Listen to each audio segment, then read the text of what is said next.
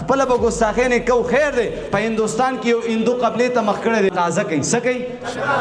د تبلیغ والا خو ماشاءالله موږ ته ډېرې خبرې ښودلې دي که الله دې قایم او دایم همدغه شان سربلند لري الله پاک دې د دین هواګانې پوره دنیا کې وچلوي چې څومره رکاوټونه د دې مخې ته به څوک هم اچوي الله دې ورته هدایت وکړي هدایت وکړي هدایت وکړي که هدایت دې په قسمت کې نه الله دې د نمرودینو فرعونینو غونته کې غرق او تباه کړي ټول آمین کوي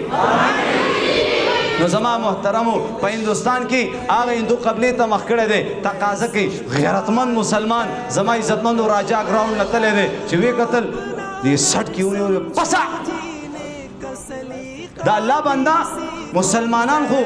قبلې ته په عبادت کې مخ کوي او دا سرکوزې چې کوم دی لګې دی تقاضا لګې دی زمونږ بیت الله او خانقاه بې طرف ته کوي پسه ښې وډبولو ښې وډبو سمې توبهګار کو بله ورځ دا هندو په هغه لار را تېرېدو چې ویې کتل هغه مسلمان قبلې ته مخ کړی دی او تقاضا کوي نو چې کله ویې کته ورته ویا بله اوس خو دې پې زه ښه وډبولم اوس یې خپله مخ کړی دی قبلې ته مسلمان را پاڅېدو پرتوغاښې لاس کې ورته وایي چپ زمونږ خپله قبله ده که مخ کوو که شا کوو زمونږ خپل دین دی زمونږ موږ چې څه کوو خیر دی خو ته به نه کې زما محترمو الله خو د عرش نه د فرش تماشه کوي که نه نو انشاءالله چلو نن نیت کو ټیک ده که نه نیت کو نیت وکړو انشاءالله ګیره به پرېږدم ګیره به پرېږدم قسم دی دا ډېر ښکلی ښایست دی که دا ښایست نه وی الله به 1,24,000 کمو پیش انبیاو له ورکولی نه بیا دا ښایست دی دې سره ستا حسن نه ځي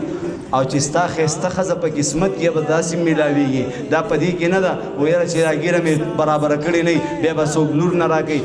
مړه چې ته په چندرو سرې باندې اوړې که نه باسې مه وړې پیشې هغه ته ګیره برابرې او که نه برابرې خو کوشش وکړو د خپل پیغمبر مبارکې طریقې را ژوندۍ کړو الله به خوشحاله شي الله ملا تو سب کچھ ملا اللہ نہ ملا کچھ بھی نہ ملا نہ موت سے ڈر ہے نہ جینے کا ارمان ہے ایک جان ہے ناموس رسالت صحابہ اہل بیت بے قربان ہے وآخر دعوانا ان الحمد للہ رب العالمین